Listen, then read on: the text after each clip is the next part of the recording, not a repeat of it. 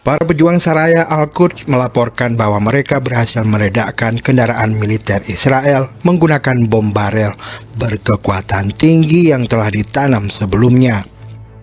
Serangan pada 24 Mei 2025 ini terjadi di jalur suplai utara wilayah Abbasan Al-Jadida di timur Khan Yunis. Di hari yang sama mereka juga menghancurkan sebuah rumah yang dijadikan tempat berlindung oleh sekelompok besar tentara Israel. Dalam rekaman memperlihatkan proses peletakan dan peledakan bom di kendaraan militer saat operasi berlangsung di Khan Yunis. Video lain menunjukkan aksi mereka di lingkungan Shujaiyah, timur kota Gaza.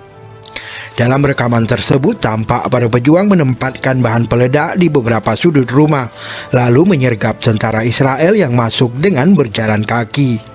Pada 29 Mei 2025, Saraya Al-Quds kembali menayangkan video baru yang memperlihatkan mereka menembak jatuh drone pengintai Israel dan menyerang pasukan dengan mortir di wilayah timur lingkungan Al-Tuhwah, Gaza.